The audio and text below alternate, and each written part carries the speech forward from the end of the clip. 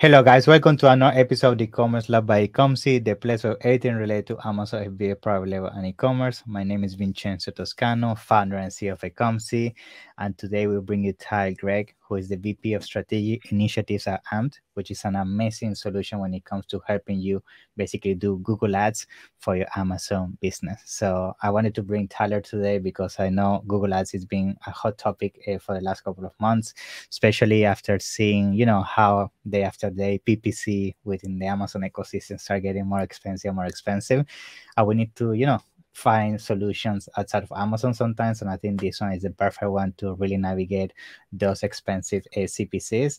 And we bring you Tyler today to talk all around that. So Tyler, it's a pleasure to have you here today. How you doing, my friend? Yeah, thanks so much for having me. I'm excited to be here and talk some Google Ads to Amazon. I know that a lot of sellers in the community have been talking about external traffic, right? Awesome. And that's all we do, right? We don't even do external traffic. We just do Google Ads. So Yes. a lot of insight, a lot of use cases, a lot of case studies on when to do Google and also when not to do Google too. That's one of the things that we're focused on at AMPed is Google Ads is not the right channel for every single product, but it is the right channel for a lot of products. So if we can help the community understand when to do it, when not to do it, that's a huge win for us. And so super excited to kind of dive into that today.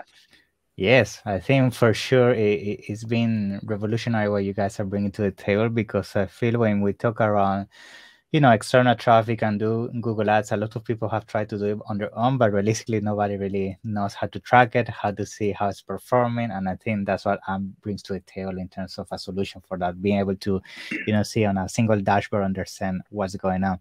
So I think maybe we can start with the history of AMP. So maybe you can tell us a little bit more about the company, basically how long you guys been in the space, and what are the things maybe you can share with us around AMP today. Yeah.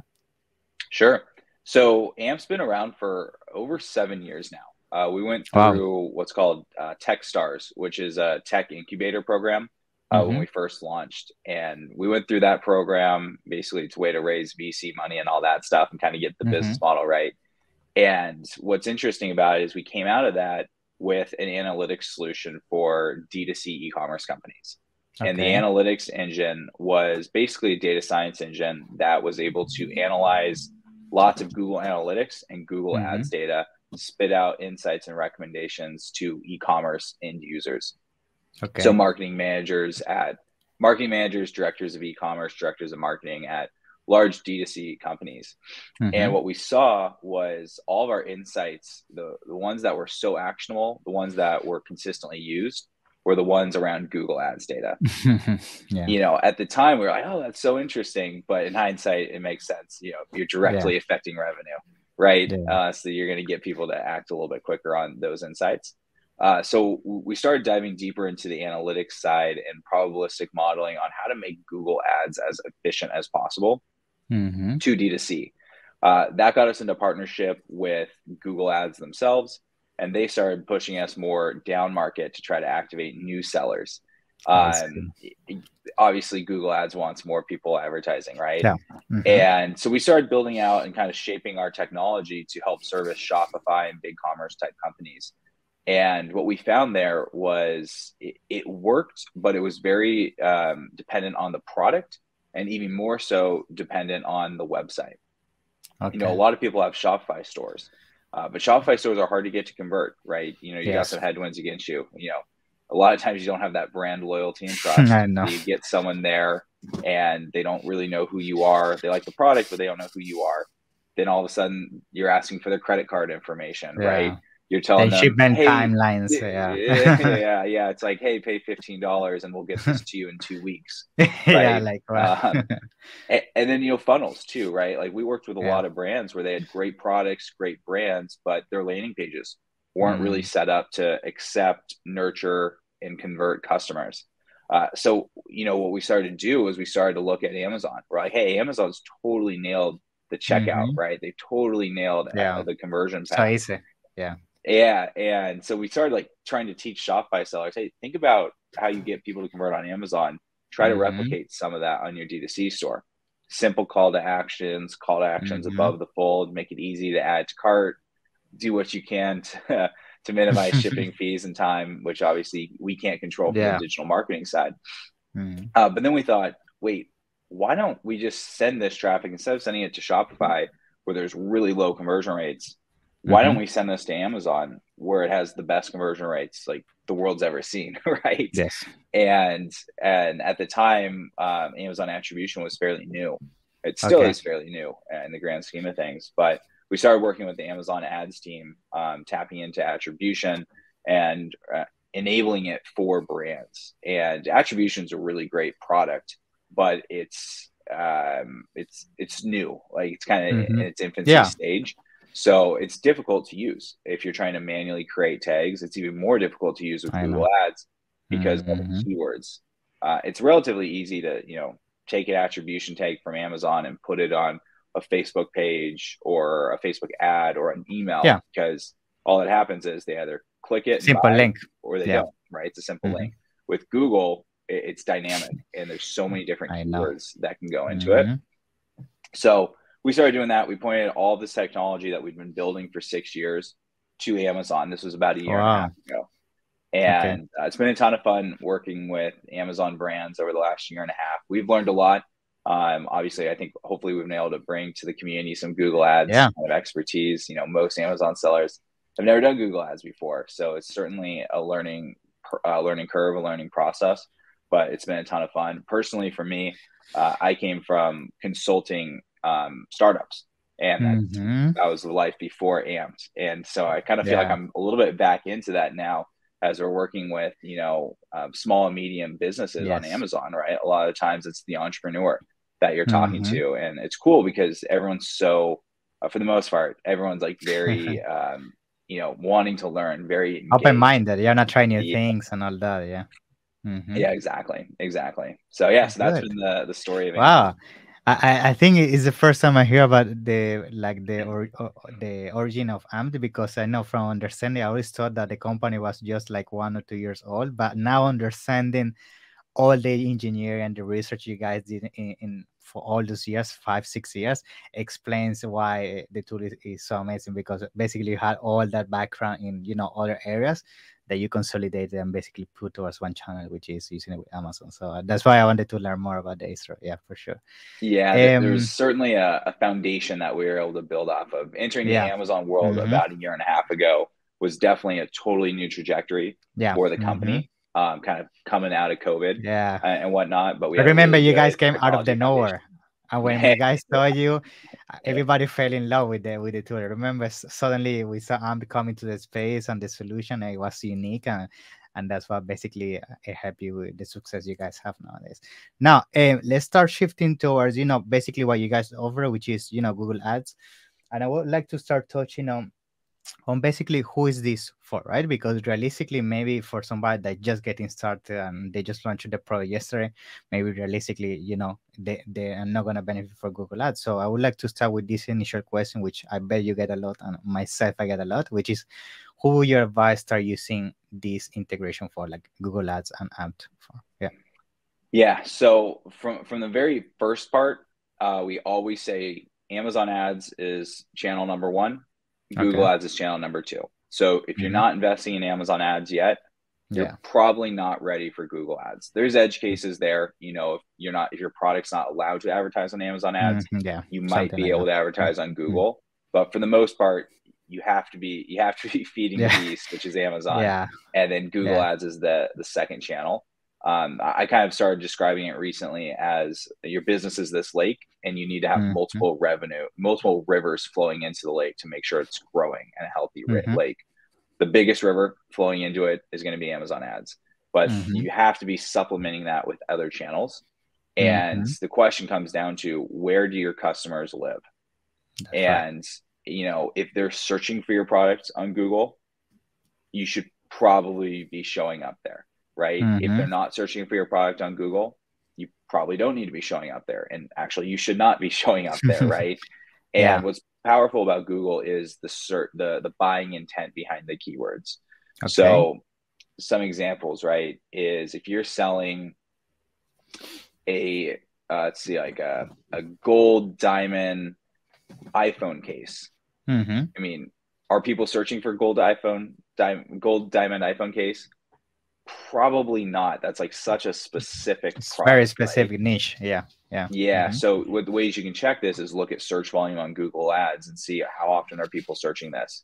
If it doesn't show up with any volume, you don't want to be advertising your product there. You're better suited for an awareness campaign from Facebook or Instagram, where you're just trying to create awareness so that people start searching for your product, right?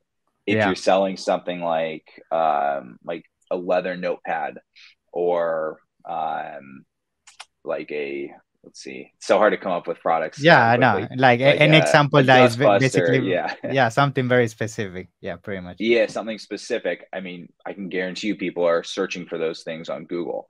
And if you're trying to grow your brand, you need to be creating that brand awareness. Especially if it's something like long tail, like they're looking for something very, very specific. Or just as an example, I think on top of my head, it could be even keywords such as you want to advertise onto the top 10 phone cases for iPhone, something like that. Specific phrases that when people look for specific, blogs or something, your ads are appearing there. Maybe that's a strategy you could also do, right? Yeah, we love long tail keywords, right? I mean, those are the ones that are most transactional. Those are the ones that are going to show the most direct impact, right? We always think about ACOS as a leading indicator for two reasons. One, ACOS from Amazon, we stitch together Amazon attribution data and Google data. Amazon attribution is good, but it's not 100% perfect. Yeah, I know. We know it's not perfect, right? So if you're looking at it going, oh, my ACOS is only 40% and I need 30%, I got to tell you, maybe Amazon's it's under probably 30. dropping some conversions. It's probably actually under 30, right?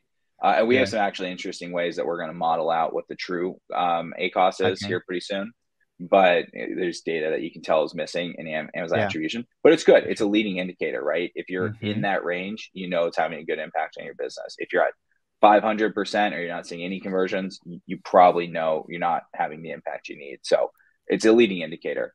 But the second side of it is how do you fill the funnel, right? So yes, you want to have bottom of the funnel keywords, but you can also be okay and very happy with middle of the funnel keywords, right? If people are in the research phase and your ad shows up, they learn about your brand, they maybe log off their computer or close their cell phone, think about your brand, think about your product, and they come back later.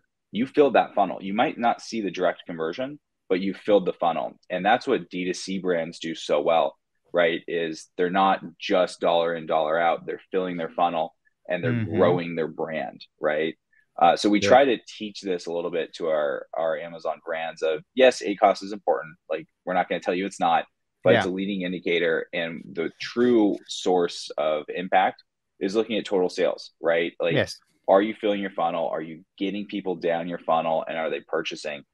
There's only a 14-day attribution window on Amazon, right? So what happens if someone adds it to cart on day 1 and then buys it on day 15?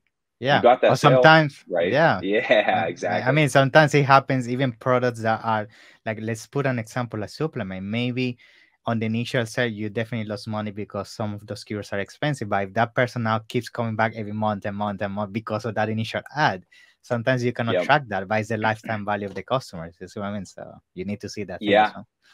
Lifetime value, that LTV. I mean, that's a word that I didn't hear very often my first year working with Amazon brands. I've started to hear it recently, right? And I think it's the shift of, it used to be, hey, you can move a lot of product and you can sell on Amazon. But I think we're shifting into this, how do you actually build a brand and keep that them sells around on Amazon, right? And lifetime value is so important to it. Obviously, subscribe and save is a pretty good indicator of lifetime value. But one of the metrics that's interesting that Amazon does share, and I know some of this is limited by what Amazon shares, but new to brand customers, right? If you have a product that sells, more than once, like, look at new to brand customers. Google's always going to give you new to brand for the most part, right? People aren't going, if they know your brand, they're going to go straight to your brand, right? Yes. Like one example, I golf, right? So I buy golf balls way too often. I should probably subscribe and save at this point. But I don't, right? I don't subscribe and save, but I have my golf balls that I found on Amazon that I like. And I you go go to to the same Amazon. brand over and over again. Oh, I start typing golf balls, and the search bar hits the drop down, says last purchased a week ago, right? And I'm like, all right, give me another 24, right, from the same brand. So it's important to think about how your consumers buy your products, right? Are you a product that if you can satisfy them the first time they come back, you can certainly have a much higher ACoS because the lifetime value is going to be good. Very nice, very nice. And now I want to bring also something just for the sake of explaining this to our listeners, the ones that are watching, which it seems based on this conversation, that part of the success of the Google ads sometimes is the selection of the keywords we use initially, right? And also making sure in the first place that, there is actually demand for these keywords in the first place of people using these keywords in Google. So is there some high level advice you can provide when it comes to keyword selection, all of that you can share? Yeah. Yeah. So AMP's actually developed an analysis solution. We're calling it AMP Benchmark. Awesome. And what AMP Benchmark does is it does a few things. First off, it has aggregated, federated insights across all of the campaigns that we've run over the last year and a half. So we've advertised over 20,000 products from Google to Amazon. So in the grand scheme of Amazon, we're barely scratching the surface. But from an analysis standpoint, that's a lot of data to work at. We can start to understand conversion rates across similar products, conversion rates across categories. Some categories work better than other categories, right? And so we're able to understand those baselines exactly. And then what this engine does, it's AMP Benchmark, is it analyzes your product. You drop in your ASIN into it. It analyzes your product compared to previous similar products across our platform, category analysis. It looks at CPCs on keywords that you should probably invest in, looks at your price points. Obviously, if you're selling a $5 item and CPCs on Google are $1, you might not have a lot of, you don't have a lot of shots on goal. But if CPCs are 20 cents, all of a sudden you've got a good chance there, right? So it looks at price points, it looks at CPCs, projected CPCs, it looks at review counts to understand, all right, is there enough social proof that we know where conversion rates start to kick in? And what it does is AMP Benchmark spits out a recommendation. It's not a crystal ball, but it basically says, hey, there's strong indicators that your product's really lined up for success. Here's the things that we're seeing as opportunities for you. Or it throws up a big red stop sign and says, hey, be careful, like you might not want to advertise this product, right? And so we have this tool. We haven't fully released it to the public. We use it internally when brands come to us. And then I know you're going to be getting it pretty soon as a AMP certified agency. But our AMP certified agencies are going to be first in line to get it so they can work with their brands and help understand what brands should advertise on Google and which ones should you have that conversation with. And which ones should you just say, hey, let's focus elsewhere? That's good. That's good. Yeah, I think that's super important because I feel that's always the confusion people have, that they don't really know if the specific product maybe is not suitable for, the past performance of competitors in that space. And having a tool like that is basically very useful to understand if it's worth it or not. I think, sorry, one more thing on that. I mean, I think what's so cool about the Amazon world and Amazon sellers and brands is a bias for action, right? Everyone loves a new hack. Everyone loves to just jump in. They always want the gold nugget. The gold nugget, yeah, exactly, which is awesome. And we didn't really realize that coming in. Like, we were shocked by people just signing up and, starting at Google Ads through AMP without even talking to us, right? Which is great. It is technology. That's the purpose of it. But what we do want to do is, we really open the floodgates. Now we're kind of trying to temper the floodgates a little bit, because Google Ads it's not a gold nugget. It's not a silver bullet. It's not a hack. That's gonna save your product, because sometimes the reality is just your product and brand is not right, and not even Google Ads or Bing Ads or any other ads is gonna fix it. So. Exactly. And it's not a hack. It's a long-term strategy, right? And so we want to make sure that, is your product ready? If it's not, we don't want you to spend money on Google Ads, right? We want to help you find, improve your product listing, go to the channel that's best suited for you, right? So that part, was a huge learning lesson for us, I think, over the last year and a half of love the bias for action for Amazon brands. But let's have a conversation. Let's figure out, let's see if this is product's right for you, whether it's talking to us or talking to folks at Ecomcy where, you know, you guys are AMP certified and can kind of have those conversations and provide the right guidance. So that, you know, these Amazon brands are going down the right path. Awesome. And now, if I'm not mistaken, when it comes to Google Ads, I know keywords is a big part, but especially in Google, I know that's something that is very important to make sure you get the best results is what we call the ad copy, you know, because in Google, the ad copy is very important. I mean, the headline that you show, the way you communicate and everything. So when it comes to this, I mean, how does it usually work for everybody that has maybe never done Google Ads? Do you always need to use this kind of strategy when you use ad copy? If so, do you have some strategy around that as well so people can also learn from that? Yeah. Yeah, definitely. So we actually updated our ad copy recommendations for our brands. Okay. And awesome. For the last year or so, we really focused on, hey, limit your ad copy. Right? Like make sure it's super, super qualifying, make sure it's super specific so that people prior to clicking on it know exactly what they're getting. Yeah. And with Google Ads, you write ad copy. It's different than Amazon ads. There's 14 headlines and there's 4 descriptions. And the way our ads work is those 14 headlines, they're 30 characters each. So you basically can put like product title, you know, free shipping, like very short blurbs. And the way the ads work is it automatically A/B test different combinations to find what combination is going to drive the best results. And so what that does, that's a Google automation. So that historically, we believe that gave Google way too long of a leash to pick your ad copy, right? So we always said, hey, keep it minimal, like 3 headlines, like have full control, have your product name in the first headline, have your reviews in the second headline, have like free shipping on Prime in the third or a headline. feature or something.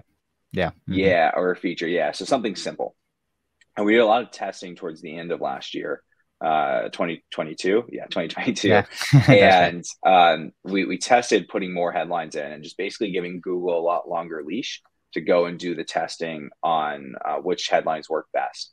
And what we found was while we gave Google the longer leash, it allowed us to get much lower CPCs. So now we're teaching our brands, hey, fill out your headlines, you know, make sure they're specific. Like we want to avoid clickbaity things like best price on Amazon and those kind of things. Make sure you're very product specific so that when a customer sees the headlines, they know what they're going to get as best you can. And then the other component too, is we always stayed away from using the word Amazon because Amazon, it's not your brand, right? That's Amazon's brand, right? I see. And when we launched about 1.5 years ago, we would get Google suppression issues saying, hey, Amazon's not your brand. But over the last year and working with Google and Google getting more and more comfortable with a lot of people starting to send traffic from Google to Amazon, that's lightened up. And so now we really recommend you use Amazon in there. So because it's a great qualifier, right? Yeah. If people are searching Google, they can use their Prime subscription and all of that. So yeah. Yeah. Well, exactly like it indicates that obviously it's Prime and there's free shipping, but it also is a qualifier to where there's a lot of people that don't want to buy on Amazon, right? And you don't want people to click on it because they're on Google and go to Amazon and go, I don't want to be on Amazon. So having an Amazon qualifier in there helps make sure that, you know, before they click on the ad, they understand. They know what they're getting. Yeah, exactly. Very nice, very nice. Awesome. So now another thing, so we can start concluding the episode. I want to talk about the results and the outcome we can get with Google Ads, because I know a lot of people might be focusing always on what you mentioned at the beginning, which is ACOS and TACOS and, you know, the profit. But realistically, sometimes the results you're looking is others, like brand awareness, or most importantly for us Amazon sellers is organic ranking you can get out of that, right? So I would like to hear what is your take in terms of, you know, the campaigns that you have seen, what is usually what brands are aiming more for, and what are the biggest benefits you could get nowadays using Google Ads?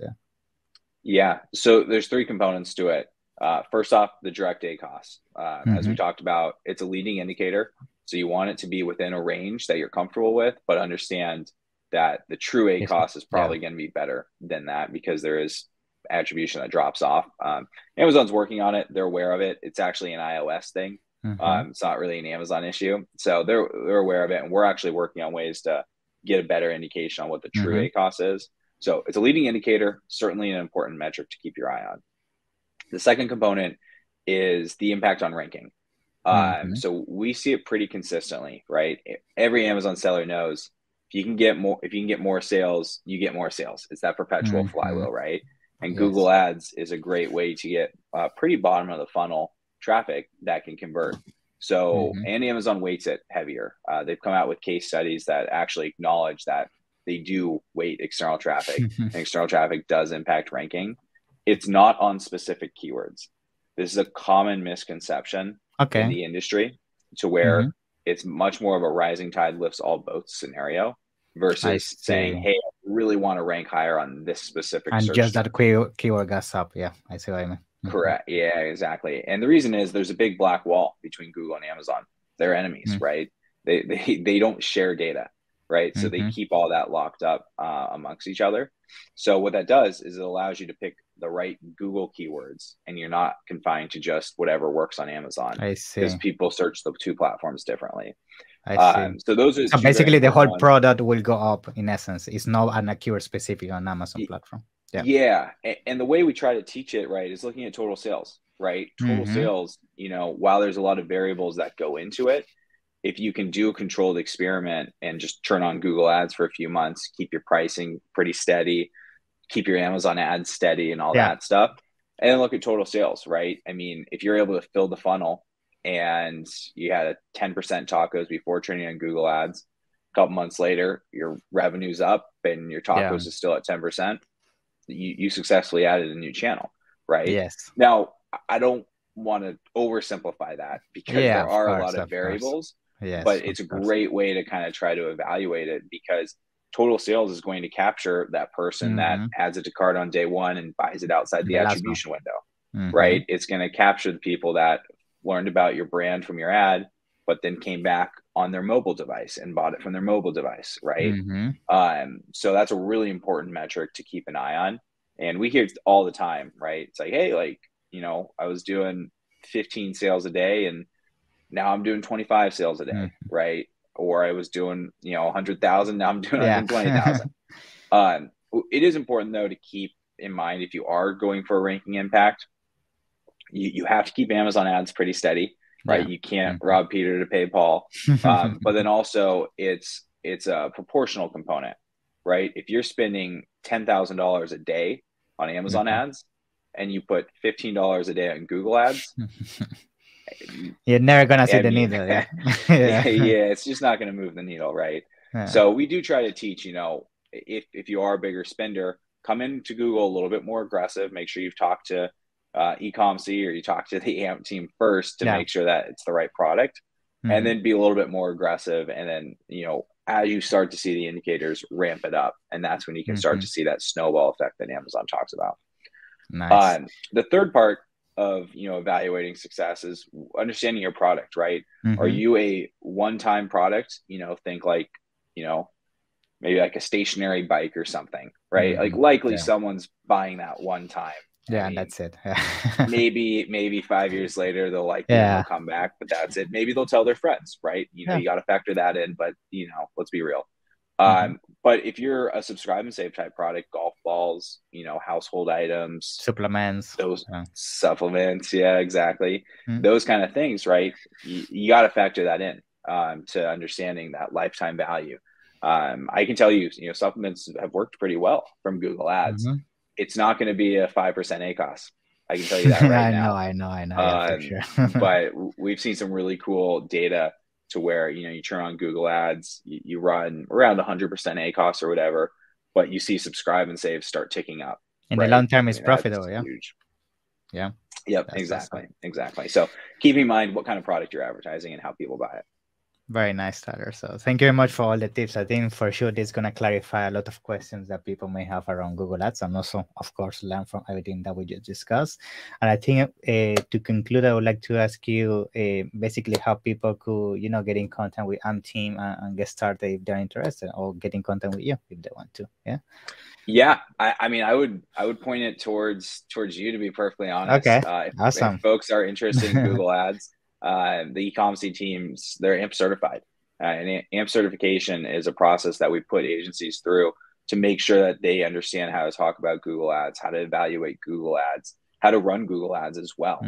And then you have the choice of either working directly with them or you can come to our team and we can work with your agency together. So it's a nice little partnership. So if you're interested in trying out Google Ads, you can obviously go to amp.io and reach out directly, but definitely encourage you to have that conversation with the Ecomcy team, and they can certainly provide some pretty good guidance. Great. So I'm going to do that. I'm going to make sure to put all details down in the description. And yes, if you're interested in Google Ads, book a meeting with our team. More than happy to explore that with you guys. So in the meantime, Tyler, I want to thank you for being here. I'm sure we're going to have other episodes in the future as you guys keep releasing new things and new features. Yeah, thank you. And looking forward to the next one. Yeah, it's been a pleasure for me. Awesome. Yeah, thanks so much for having me. Thank you. Bye-bye.